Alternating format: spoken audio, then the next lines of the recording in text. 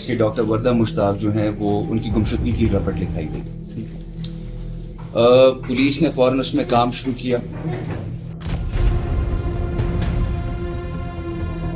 देखिए, अगर आप अपनी ज़िंदगी में देखा जाए तो आप सबसे ज़्यादा ट्रस्ट अपने दोस्त के ऊपर करते हैं। उसकी सबसे बड़ी दलील ये है कि आप दुख, दर्द, तकलीफ़ या कुछ पर्सनल बातें शेयर करना हो तो अपने दोस्त के साथ शेयर करना आपको कंफर्ट फ़ील करता है।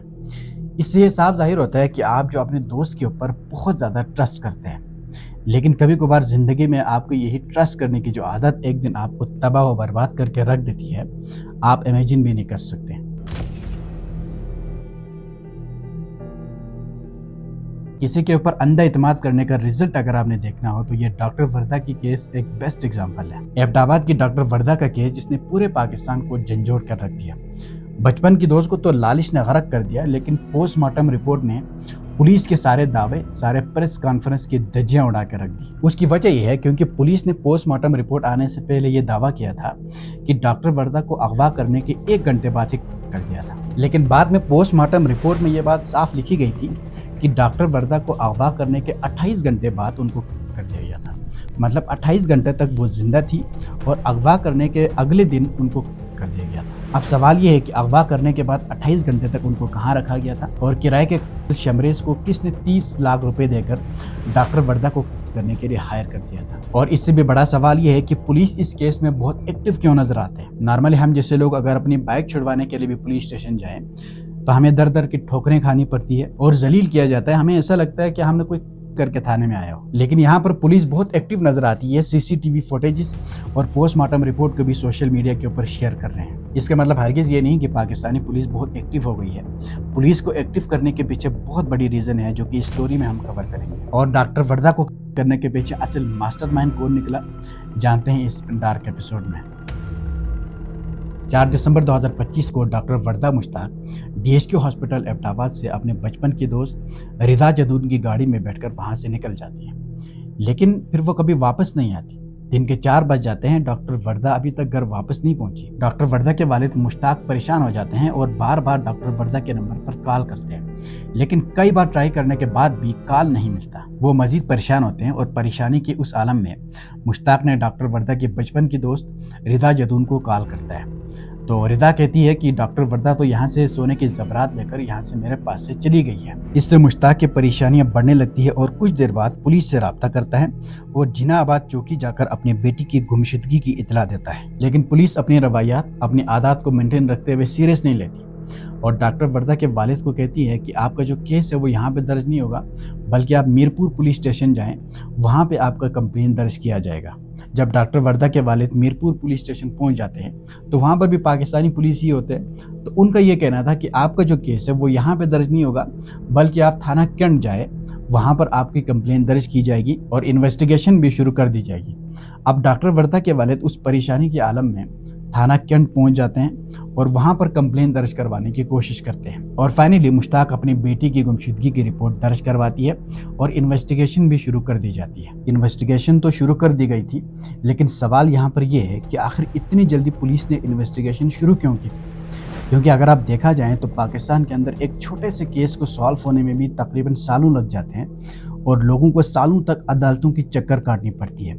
लेकिन इस केस के अंदर ऐसी क्या खास बात थी जिसकी वजह से पुलिस ने इतनी जल्दी इन्वेस्टिगेशन शुरू कर दी और मुलजिम को पकड़ने में भी पुलिस बहुत जल्द कामयाब हुई। और पुलिस के ऊपर किस चीज़ का प्रेशर था जिसकी वजह से पुलिस ने इस केस को एक हाई प्रोफाइल केस बनाकर पेश किया और इस केस के बारे में पुलिस प्रेस कॉन्फ्रेंस करते हुए नजर आए। और इससे भी इंटरेस्टिंग बात यह है कि पुलिस ने इन्वेस्टिगेशन कैसे की थी जिस वजह से पुलिस ने इतनी जल्दी एक क्रिमिनल को पकड़ने में पुलिस कामयाब हुई। इन्वेस्टिगेशन में पुलिस ने सबसे पहले हॉस्पिटल में लगाए गए सीसीटीवी फुटेजेस को रिव्यू किया गया और उन सीसीटीवी फुटेजेस की मदद से पुलिस को यह मालूम हुआ उस दिन यानी कि 4 दिसंबर 2025 को दिन 11 बजे डॉक्टर वर्दा अपनी दोस्त रिदा की गाड़ी में बैठकर हॉस्पिटल से निकल चुकी थी। फिर उसके बाद मजीद इन्वेस्टिगेशन के लिए पुलिस ने उस शहर में लगाए गए मुख्तलिफ सीसीटीवी फुटेजेस को रिव्यू किया गया। उन सीसीटीवी फुटेजेस की मदद से पुलिस को यह मालूम हुआ कि उस दिन गाड़ी हॉस्पिटल से निकलने के बाद जदून प्लाजा गई थी। वहां पर रिदा की एक अंडर कंस्ट्रक्शन बिल्डिंग थी, तो रिदा गाड़ी में डॉक्टर वर्दा को बिठाकर अपनी अंडर कंस्ट्रक्शन बिल्डिंग में ले गई थी। फिर तकरीबन 10 मिनट बाद गाड़ी जदून प्लाजा से निकल चुकी थी और उस वक्त सीसीटीवी फुटेज में ये देखा गया कि उस वक्त गाड़ी में डॉक्टर वर्दा मौजूद नहीं थी। मतलब इससे साफ जाहिर हुआ कि डॉक्टर वर्दा उस वक्त अंडर कंस्ट्रक्शन बिल्डिंग में थी। रिदा ने डॉक्टर वर्दा को वहां पर छोड़कर खुद गाड़ी ड्राइव करते हुए वहां से निकल चुकी थी। जो ही पुलिस को ये इन्फॉर्मेशन मिलती है तो उसी वक्त रिदा को अरेस्ट कर लिया जाता है। फिर उसके बाद रिदा को इन्वेस्टिगेशन में बिठाया जाता है और इन्वेस्टिगेशन करते वक्त रिदा के मोबाइल फ़ोन को पुलिस अपनी हिरासत में ले लेती है। फिर मोबाइल फ़ोन को चेक करने के बाद, कॉल डिटेल्स को चेक करने के बाद पुलिस को एक नंबर मिलती है जिसके ऊपर रिदा ने काफ़ी देर तक बात की थी लास्ट टाइम। फिर उस नंबर को जब सर्च किया गया, उस नंबर की मालूमात दी गई तो वो नंबर जो है उसी एरिया में रहने वाला एक बंदे का था जिसका नाम था नदीम। फिर उसके बाद नदीम को भी फ़ौरन अरेस्ट कर लिया जाता है। फिर पुलिस ने डॉक्टर वर्दा की दोस्त रिदा और नदीम की इन्वेस्टिगेशन करती है, पूछताछ करती है और तकरीबन आधी रात को यानी कि 3:45 पर इन दोनों का सॉफ्टवेयर तकरीबन अपडेट हो चुका था और नदीम एक जगह की निशानदही करता है और कहता है कि डॉक्टर वर्दा वहाँ पर मौजूद है। जब पुलिस उस जगह पर जाती है तो उनको डॉक्टर वर्दा की बॉडी मिलती है।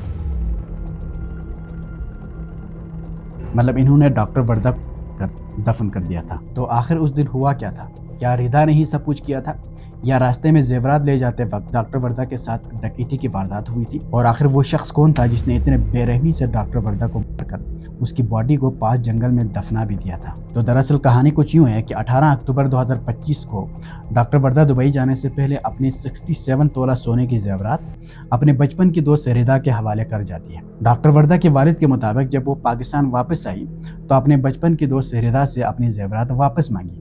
जब वापस मांगी तो रिदा ने टाल मटोल से काम लेना शुरू कर दिया था। लेकिन जब डॉक्टर वर्दा ने रिदा के ऊपर प्रेशर डाला कि मुझे अपने सोने की जेवरात किसी कीमत पर चाहिए, मुझे पैसों की शदीद ज़रूरत है, मैंने उनको सेल करना है, और दिन ब दिन डॉक्टर वर्दा की तरफ से रिदा के ऊपर प्रेशर बढ़ने लगा, तो फाइनली रिदा ने डॉक्टर वर्दा को कॉल कर कहती है कि तुम हॉस्पिटल में तैयार हो जाओ, मैं गाड़ी लेकर आती हूँ और फिर वहाँ मार्केट जाकर तुम्हें सोने की जेवरात जो है वापस कर देती हूँ। ये कहकर रिदा ने डॉक्टर वर्दा को अपने साथ गाड़ी में बिठाकर जदून प्लाजा में अपनी एक अंडर कंस्ट्रक्शन बिल्डिंग में ले गई थी। लेकिन रिदा का तो प्लान ही कुछ और था, क्योंकि जब डॉक्टर वर्दा और रिदा उस अंडर कंस्ट्रक्शन बिल्डिंग में पहुंचे तो वहां पर ऑलरेडी 3 लोग मौजूद थे जिनके नाम थे शमरेज, परवेज और नदीम। और फिर वहां पर पहुंचते ही रिदा ने डॉक्टर वर्दा को ये कहा कि मैं बस बच्चों को स्कूल से पिक करके वापस आती हूँ, तुम यहाँ पर रुको, मैं वापस आकर फिर सोने की आपकी जो जेवरात है उनको मैं आपके हवाले कर देती हूँ। जब रिदा ने डॉक्टर वर्दा को ये कहा कि मैं जाकर वापस आती हूँ तो उस वक्त डॉक्टर वर्दा घबराने लगी, क्योंकि उस सुनसान बिल्डिंग के अंदर 3 ऐसे लोग मौजूद थे जिनको वो डॉक्टर वर्दा कभी नहीं जानते थे। लेकिन फिर भी रिदा ने ज़बरदस्ती डॉक्टर वर्दा को उन 3 जालिमों को हवाला करके वहाँ से वो खुद निकल जाती है। दरअसल ये 3 लोग किराए के थे, उनमें से शमरेज, परवेज और नदीम, और रिदा ने पहले ही इन 3 लोगों को हायर किया था डॉक्टर वर्दा को ख़त्म करने के लिए। और फिर इन 3 जालिमों ने चंद सिक्कों की खातिर एक काबिल डॉक्टर को मौत की घाट उतार दिया और फिर अपनी गाड़ी में ले जाकर वहाँ करीब जंगल में दफना भी दिया था। उनका ये ख्याल था कि बस काम ख़त्म हो गया। अब यहाँ तक ये स्टोरी हुई थी। फिर पुलिस ने जब बॉडी वहाँ से रिकवर किया गया तो उनको ये मालूम नहीं हो सका कि असल मुजरिम कौन है, असल कौन है जो मास्टरमाइंड जिसके कहने पर इन लोगों ने ये हरकत की है। फिर यही जानने के लिए पुलिस ने अपने ज़ेर हिरासत नदीम का मोबाइल फ़ोन चेक करना शुरू किया। जब कॉल डिटेल्स चेक किया गया तो उनमें से एक और नंबर ऐसा था जिसके ऊपर नदीम ने बार बार बात की थी और लास्ट टाइम भी नदीम की बात उस शख्स से हुई थी। फिर जब उस नंबर को ट्रेस किया गया तो वो नंबर था परवेज का। फिर परवेज को भी पुलिस ने अरेस्ट कर लिया गया। फिर जब परवेज को अरेस्ट करके पुलिस ने परवेज का सॉफ्टवेयर जब अपडेट किया तो परवेज ने कहा इस पूरे गेम का जो मास्टरमाइंड है, जो किराया लेकर लोगों का करते हैं, उसका नाम है शमरेज। फिर पुलिस के मुताबिक जब पुलिस ने शमरेज को गिरफ्तार करने की कोशिश की गई तो शमरेज ने पुलिस के ऊपर गोलियां चलाई और फिर पुलिस की जवाबी फायरिंग से शमरेज पुलिस इनकाउंटर में गया। डॉक्टर वर्दा कत्ल केस का मफरूर मुल्जिम शमरेज साथियों की फायरिंग से हैदराबाद पुलिस का दावा। तो अब आती है असल बात कि आखिर पुलिस इतनी जल्दी में क्यों थी, वरना मैं पहले भी बता चुका हूं कि एक केस को सॉल्व होने में पुलिस को सालों लग जाते हैं और लोगों को सालों तक अदालतों की चक्कर काटनी पड़ती है।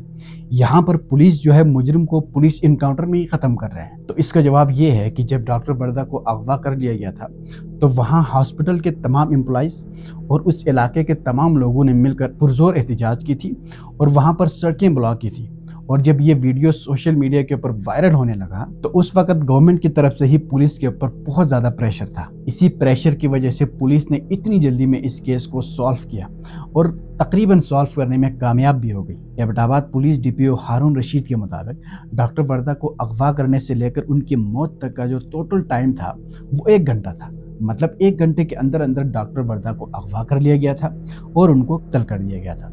लेकिन जब पोस्टमार्टम आई तो पुलिस डीपीओ की ये सारी बातें सारे प्रेस कॉन्फ्रेंस की धज्जियां उड़ा के रख दी, क्योंकि पोस्टमार्टम रिपोर्ट के मुताबिक डॉक्टर वर्दा को अगवा करने के 28 घंटे बाद उनको कत्ल कर दिया गया था।